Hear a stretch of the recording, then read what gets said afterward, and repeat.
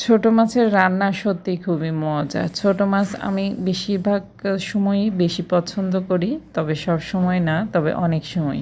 তো যাই হোক, আমি ছোট মাছ দেখতে মনে হচ্ছে একদম ঝকঝকে রূপা। এই কাচকি মাছগুলো এগুলো রান্না করা ছোট ছোট করে আলু দিয়ে আর টমেটো সাথে তো প্রশ্নই আসে না।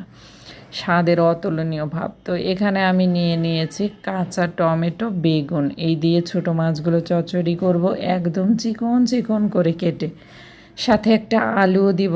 আলু না হলে তো হবেই না, কারণ আলু দিলে তবেই তো তরকারিটা মজা হবে। তবে একদমই শুকাবো না, একটু হালকা নিচে রস রস ভাব রেখে রান্নাটা করব। তো আমি কড়াইতে দিয়ে দিলাম তেল। আমার আজকের রান্নাটা খেয়াল করুন, দেখবেন ছোট মাছের স্বাদ সব সময়। আমি দিয়ে দিয়েছি পেঁয়াজ। অবশ্যই পেঁয়াজ একটু বেশি করে দিতে হবে, কারণ পেঁয়াজই হচ্ছে ছোট মাছের সবচেয়ে বড় মশলা। আর এটাকে একটু হালকা আমি তেলে নেড়ে নেব, নেড়ে একটু নরম করে নেব। যখন এটা সুন্দরভাবে নরম হয়ে আসবে তারপরে আমি দিয়ে দিব সবজিটা।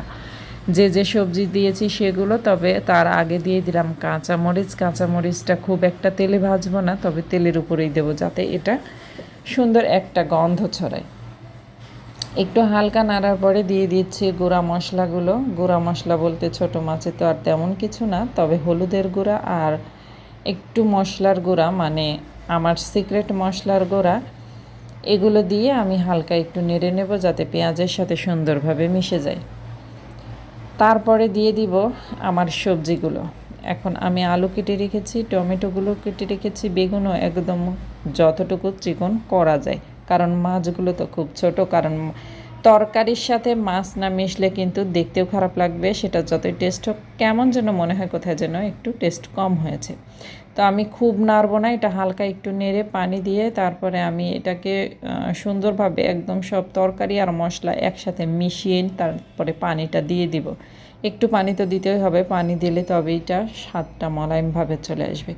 তরকারিটা মোলায়েম হবে তখন স্বাদটাও আসবে। তো আমি এরকম সুন্দর করে মিশিয়ে নিয়ে পানিটা ফুটিয়ে নিয়েছি, মানে তরকারিটা আধা সিদ্ধ অলরেডি হয়ে গেছে। তখন আমি ছোট মাছগুলো দিয়ে দিয়েছি। এই মাছটা প্রথমে দিবেন না, একটু পরে দিবেন, দেখবেন যে মাছটা অনেক ভালো থাকে, স্বাদটা সুন্দর আসে তরকারিতে। কারণ আগে আগে দিয়ে দিলে সেটাতে মাছগুলো কেমন যেন থেতো বেতো হয়ে যায়। তবে যদি হাতে মেখে রান্না করতে পারেন তখন একসাথেই দিতে হয়। তো এই তো আমার রান্নাটা এত টেস্ট হয়েছে, নিজে